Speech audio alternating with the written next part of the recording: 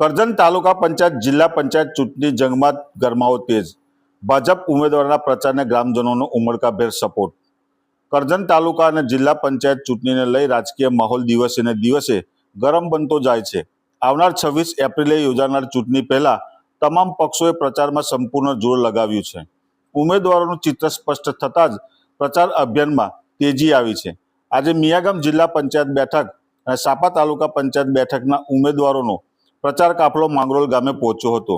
અહીં જિલ્લા પંચાયતના ઉમેદવાર નરેન્દ્રસિંહ ડાભિયા અને તાલુકા પંચાયતના ઉમેદવાર રોશનીબેન રણાના સમર્થનમાં કાર્યકરો દ્વારા ડોર ટુ ડોર પ્રચાર કરવામાં આવ્યો.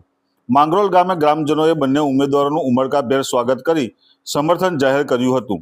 ત્યારબાદ પ્રચાર કાફલો સાપા ગામે પહોંચ્યો, જ્યાં સરપંચ, ઉપસરપંચ અને ગામના આગેવાનો સાથે મોટી સંખ્યામાં ગ્રામજનોએ ઉમેદવારોનું આત્મીય સ્વાગત કર્યું. સ્થળે મળી રહેલા આવકારથી ભાજપ ઉમેદવારોના પ્રચારમાં વધુ જોમ જોવા મળી રહ્યો છે. કાર્યકરો અને સમર્થકો દ્વારા ઉમેદવારોને જંગી બહુમતીથી જીતાડવાનો સંકલ્પ વ્યક્ત કરવામાં આવ્યો હતો.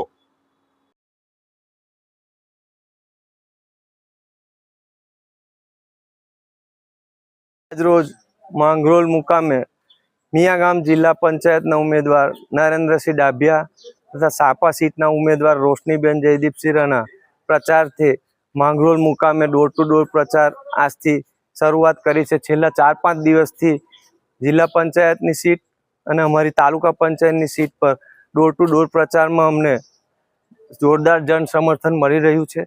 કેન્દ્ર સરકારની કામગીરી અને રાજ્ય સરકારની કામગીરીથી લોકો ઉત્સાહિત છે અને જંગી બહુમતીથી અમારી જીત નિશ્ચિત છે. જિલ્લા પંચાયત અને તાલુકા પંચાયત બંનેમાં જંગી બહુમતીથી અમારી જીત નિશ્ચિત છે.